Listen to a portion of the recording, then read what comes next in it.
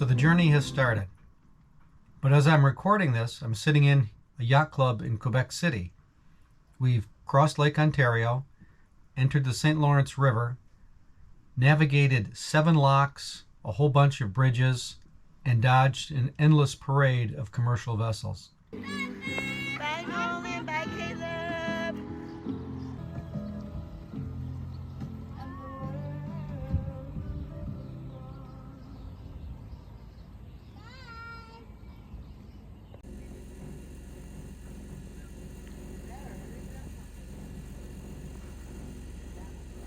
After Quebec City, the St. Lawrence River opens out and we'll be able to do more real sailing. But that's in the next video. My sailing partner, Joe Phillipson, and I prepared the boat, said our tearful goodbyes to our family and friends, and untied the lines at 0730 hours, June 1st, 2023. Just before leaving, Joe's partner, Ashley, decided to join us for the sail to the east end of Lake Ontario. Winds were light, but we managed some nice spinnaker sailing into the night, although there were periods of dead calm.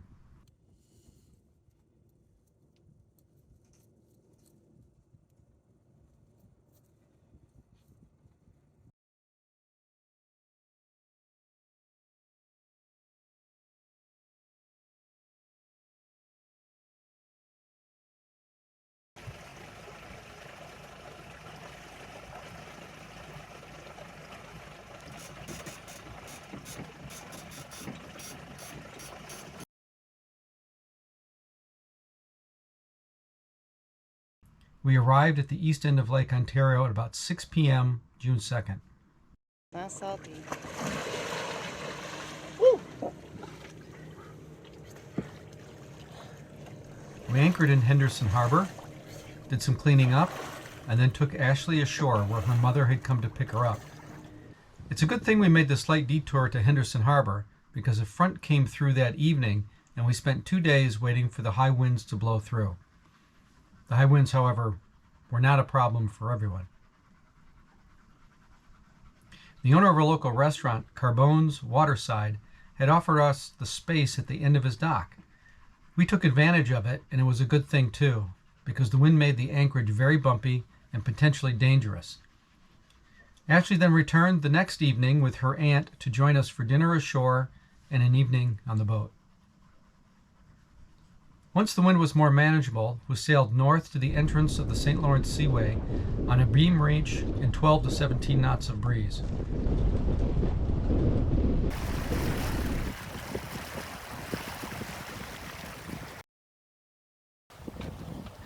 We entered the St. Lawrence River at about 10 p.m. on June 4th.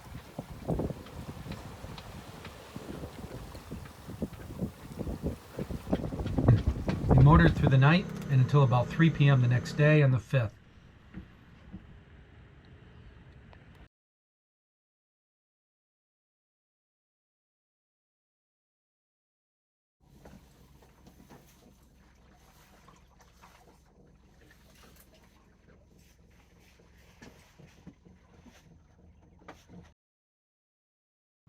We then made a stop in Brockville, Ontario at a marina where we cleared into Canada, did some laundry, and spent the night. Unfortunately, the laundry facilities were locked up that evening, with my laundry still in the dryer. Early the next morning, I found a crew member from a wooden sailing ship in the harbor, and they showed me another way in to retrieve my laundry.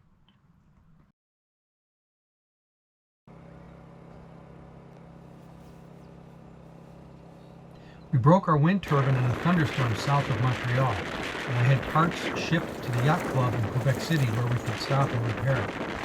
The thunderstorm had gusts to 35 knots. We were caught with too much sail up, and the boat was shaking and shuddering from the flogging sails. Fortunately, the only casualty was the wind turbine itself. The shaking and heeling over must have forced it off its posts, and one of the propeller blades hit something and broke off. I was able to remount the turbine, and I fit the new blades once we had retrieved them in Quebec City. We needed to anchor for the night several times in order to make it through the locks during their daytime schedule, or just to recharge our drive batteries.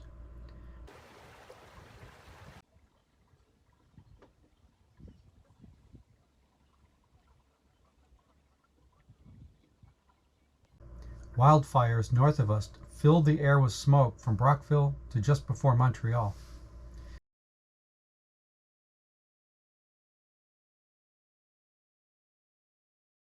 We were able to sail from Close Hull to Beam Reach most of the river up to Montreal, where we spent the night of June 9th in a marina in Longueuil, across from downtown Montreal. The last couple of days up to Quebec, however, there was no real wind to speak of, so we motored during the day and anchored at night to recharge the batteries, until we reached Quebec City on June 12th.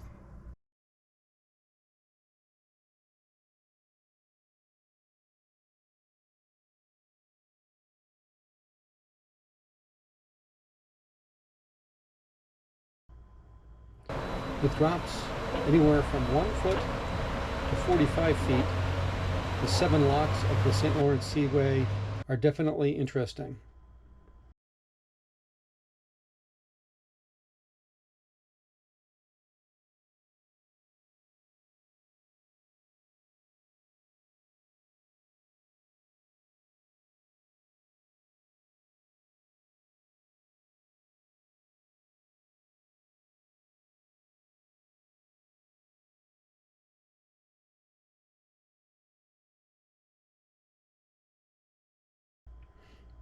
Also, what was surprising to me was the sheer volume of commercial traffic on the Seaway.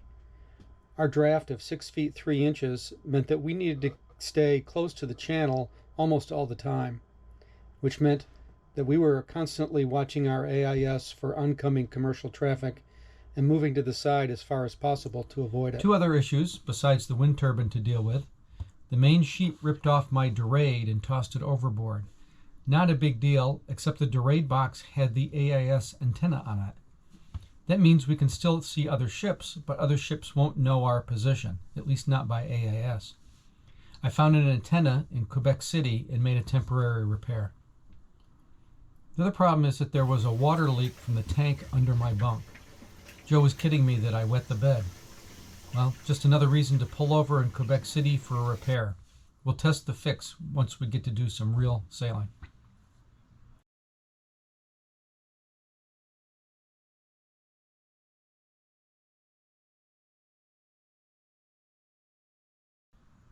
Joe is really taking to the adventure, getting a good feel for the boat handling and literally learning the ropes.